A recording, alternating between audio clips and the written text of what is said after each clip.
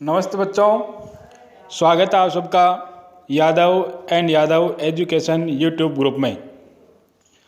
बच्चों, आज हम नया वीडियो लेकर आए हैं और हम चर्चा करने वाले हैं माध्यमिक शिक्षा बोर्ड द्वारा निर्धारित पाठ्यक्रम के बारे में। उन्होंने जो पाठ्यक्रम निर्धारित किया है, कितना पार्ट, कौन कौन से पार्ट उन्होंने हटा दिए हैं, कौन कौन से उन्होंने कोर्स में रखे हैं, किस हिसाब से आपको पढ़ाई करनी है, उस बारे में चर्चा करने वाले हैं। क्योंकि अधिकतर विद्यार्थियों को अभी भी यह नहीं पता है कि कौन कौन से पाठ हटाए गए हैं, हमें किस प्रकार से पढ़ाई करनी है, किस प्रकार से पेपर आने वाला है। तो आपकी ये सारी शंकाएं हैं, इनका समाधान हम आज करने वाले हैं। साथ ही पढ़ाई में आप ज़ोर शोर से जुट जाइए, क्योंकि बहुत जल्दी ही आपके एग्ज़ाम आ जाएंगे। इतना समय आपको मिलने वाला नहीं है, इसलिए अब आपकी जो मेहनत है, उसका जो समय है, उसको और बढ़ाना होगा। आपको रोज़ कम से कम 5-6 घंटे की पढ़ाई करनी ज़रूरी है। तो आज हम कक्षा 12 में हिंदी साहित्य में आपको क्या क्या पढ़ना है, क्या क्या छोड़ना है, उसके बारे में चर्चा कर रहे हैं। यदि आप हमारे चैनल पर पहली बार हैं तो इसको सब्सक्राइब ज़रूर करें, साथ ही अपने दोस्तों से भी शेयर करें। अब इस वीडियो के बाद हम पाठ्यक्रम के अनुसार नए वीडियो बनाने वाले हैं, अतः हमारे चैनल से ज़रूर जुड़े रहें। माध्यमिक शिक्षा बोर्ड राजस्थान अजमेर परीक्षा 2020-21 के लिए हटाया गया भाग, पहले हटाया गया भाग बताएंगे, उसके बाद जो शेष रह गया है, हटाने के बाद जो पढ़ने के लिए शेष रह गया उसको बताएंगे। विषय हिंदी साहित्य, कक्षा 12। एक तरफ अध्याय संख्या लिखा हुआ है, ये क्या आपको दिखाई दे रहा होगा, एक तरफ अध्याय संख्या लिखा हुआ है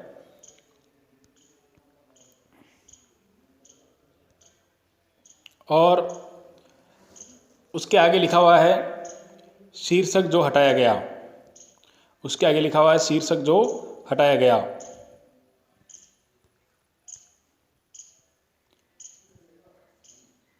तो देखिए, और टिप्पणी, कुछ लेखक कवि जो भी होंगे उसका नाम लिखा हुआ है।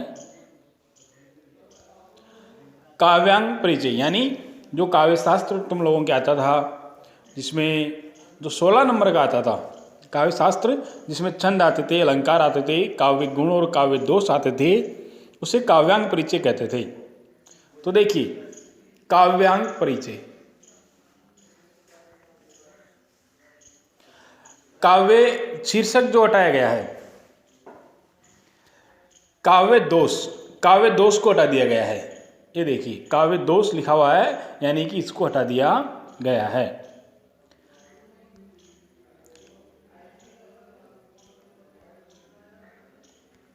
फिर आगे छंद में से कुछ चीज़ें हटाई गई है। छंद, जैसे पहले 8 छंद थे, अब 4 छंद हटा दिए गए हैं, यानी कि 4 ही छंद रह गए हैं। छंदों में जैसे गीतिका, द्रुत विलंबित, वंशस्थ और कवित्त, इन 4 छंदों को हटा दिया है।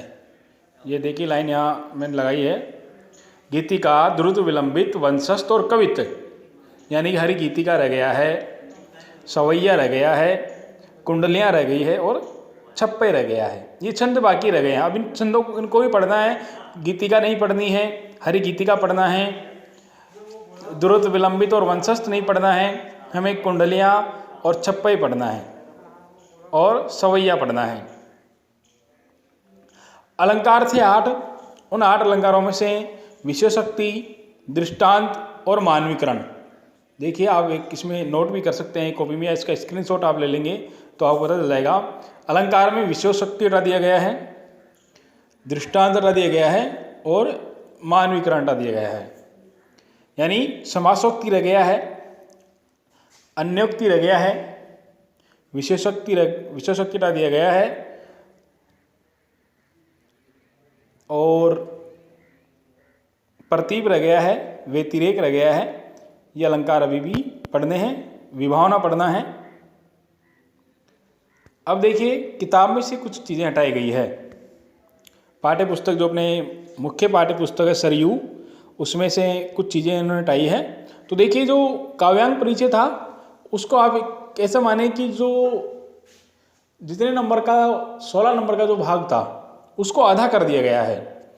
पहले जितनी चीज़ें अपने को पढ़नी थी उसकी आधी कर दी गई है। जैसे काव्य गुण और दोष पढ़ने थे तो दोष हटा दिए गए हैं, अब केवल काव्य गुण पढ़ने हैं, जो 3 प्रकार के काव्य गुण हैं वो ही पढ़ने हैं। फिर छंद में जो अपने को 8 छंद पढ़ने पड़ते थे उसकी जगह 4 ही पढ़ने हैं। गीतिका, द्रुत, विलंबित, वंशस्थ और कवित नहीं पढ़ना है। अलंकार में अपन 8 अलंकार पढ़ते थे, उसमें से 3 अलंकार हटा दिए गए, 5 अलंकार अपने को पढ़ने हैं। अन्योक्ति पढ़ना है, समासोक्ति पढ़ना है, विभावना पढ़ना है, प्रतीप और व्यतिरेक पढ़ना है। अब देखिए सरयू से पाठ 4 हटा दिया गया है। जो घनानंद का पाठ 4 था, प्रेम पीर वर्णन, जो बहुत ही अच्छा पाठ था, कहें कि बहुत कठिन जिसको माना जाता था, वो पाठ है, उसको भी हटा दिया गया है। प्रेम पीर वर्णन।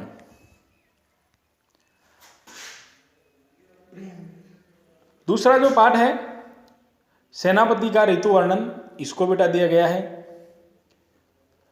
छठा जो पाठ है गंगा स्तुति पद्माकर का, जिसमें अपन गंगा की महिमा पढ़ते हैं, उसको भी हटा दिया गया है।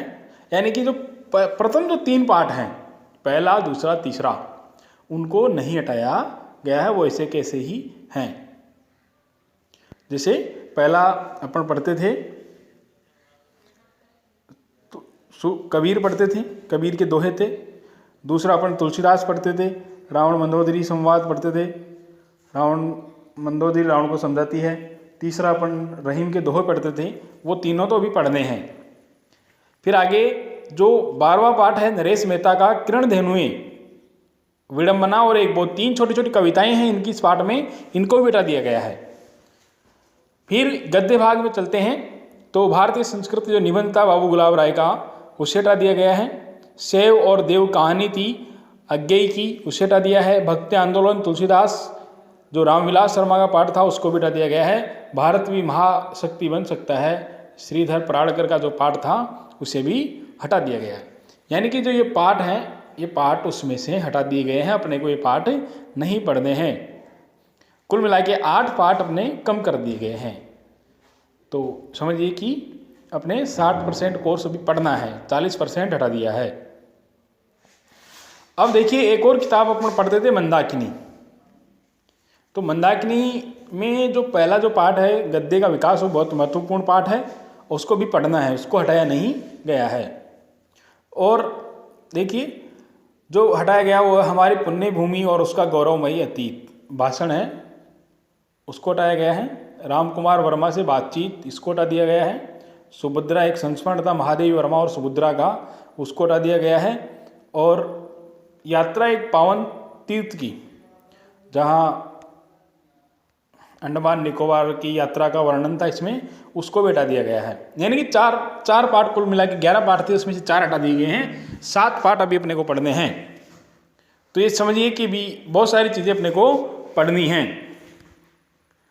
अब कौन कौन से पढ़ने हैं उसके बारे में अपन चर्चा करते हैं।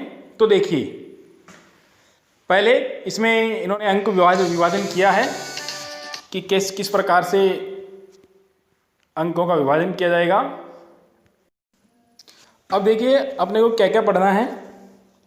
पहले इन्होंने अंक विभाजन दिया हुआ है कि कौन से पाठ या काव्य शास्त्र में क्या क्या चीज़ें कितने नंबर की आने वाली है। तो देखिए हिंदी साहित्य का संक्षिप्त इतिहास, हिंदी साहित्य का संक्षिप्त इतिहास नाम की जो किताब है उसमें से कुछ भी नहीं हटाया गया है। तो आपको वो पूरी की पूरी पढ़नी है। जो आधुनिक काल है, हिंदी साहित्य का संक्षिप्त इतिहास में से जो आधुनिक काल है वो अपने को पूरा पढ़ना है। 16 नंबर का वो है। काव्यांग परिचय जो 16 नंबर का था, सरयू 32 नंबर की है और मंदाकिनी 16 नंबर की है। अब इसमें से देखिए हिंदी साहित्य का आधुनिक काल 4 प्रश्न आएंगे, 4 नंबर के, 16 नंबर तो वो आने ही हैं। तो हिंदी साहित्य आधुनिक काल बहुत महत्वपूर्ण चीज़ है और बहुत बच्चों के समझ में भी कम आने वाला है, इसलिए हम इसके ही भी वीडियो बनाने वाले हैं बहुत जल्दी ही। आपको अच्छे से समझा देंगे कि किस प्रकार से इनको लिखना है, किस प्रकार से क्या करना है। अब चलते हैं काव्यांग परिचय जो 16 नंबर का है। काव्य गुण 2 नंबर के आने वाले हैं, एक प्रश्न आएगा 2 नंबर का। और छंदों में से 2 प्रश्न आएंगे, 3 नंबर के, 6 नंबर के कुल मिला के प्रश्न आएंगे। और अलंकारों में से 4 प्रश्न आएंगे, 2 नंबर के, 8 प्रश्न आएंगे, 8 नंबर के प्रश्न आएंगे। कुल मिला के 16 नंबर इस प्रकार से आने वाले हैं। तो देखिए पहले इन 8 छंदों में से प्रश्न आते थे, अब 4 छंदों में से प्रश्न आएंगे। पहले 8 अलंकारों में से प्रश्न आते थे, अब 5 अलंकारों में से आएंगे। उसी प्रकार व्याख्या आने वाली है पाठ्य पुस्तक सरयू से। एक व्याख्या गद्य से आएगी, एक व्याख्या पद्य से आएगी। 3-3 नंबर की व्याख्याएं आएगी। 2 निबंधात्मक प्रश्न आएंगे 4-4 नंबर के। 4 लघुत्तरात्मक प्रश्न आएंगे और किसी एक कवि या लेखक का परिचय आएगा जो 2 नंबर का आएगा। किसी एक कवि या लेखक का जीवन परिचय पूछेगा। 2 अति लघुत्तरात्मक प्रश्न आएंगे 2-2 नंबर के। उसके अलावा मंदाकिनी में से एक तो निबंधात्मक प्रश्न आता है और 4 लघुत्तरात्मक प्रश्न आते हैं।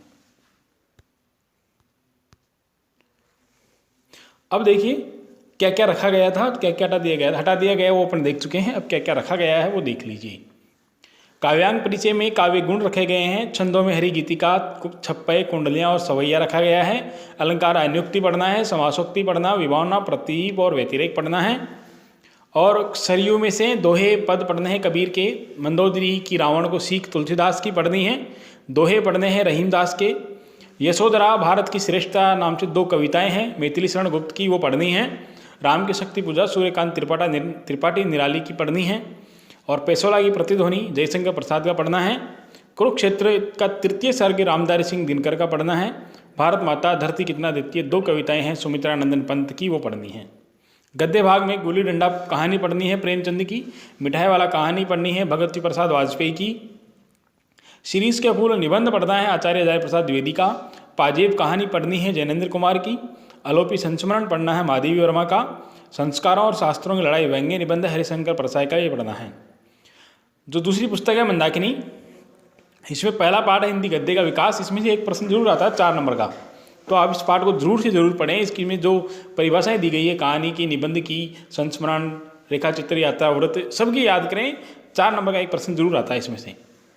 राष्ट्र का स्वरूप वासुदेव शरण अग्रवाल का पढ़ना है। निर्वासित कहानी पढ़नी है सूर्यबाला की। सुभाष चंद्र बोस का संकलित जो पाठ है वो पढ़ना है। भारत के महान वैज्ञानिक जगदीश चंद्र बोस पढ़ना है। भोर का तारा पढ़ना है। और गेहूं बनाम गुलाब रामवृक्ष बेनीपुरी का पाठ पढ़ना है। तो ये चीज़ें अपने को पढ़नी है और बहुत कम समय अपने पास बचा है, इसलिए जितना जल्दी हो सके पढ़ाई शुरू कर देवें। यदि आपने अभी तक कुछ भी नहीं पढ़ा है तो हमने कुछ अलंकारों के ये वीडियो बनाए हैं, कुछ कवि परिचय बनाए हैं, उसको एक बार पढ़ देवें। और उसके साथ ही हम आगे के वीडियो भी अब बहुत जल्द आपके सामने में हिंदी साहित्य का इतिहास आधुनिक काल लेकर आने वाला हूँ। 16 नंबर का है, बहुत महत्वपूर्ण है। कम से कम भी आप ये समझिए कि 8-10 वीडियो उसके बनेंगे 1-1 घंटे के, तो आप ये धैर्य के साथ पढ़ें तो मैं बनाऊं, नहीं तो आगे कुछ और चीज़ें बनाएं। आप कमेंट में बॉक्स में ज़रूर लिखें कि आपको यदि हिंदी साहित्य आधुनिक काल पढ़ना है तो कमेंट जरूर करें, उसमें लिखें यस सर आधुनिक काल जरूर बनाएं, तो मैं उसी के अनुसार आधुनिक काल बना दूंगा। धन्यवाद।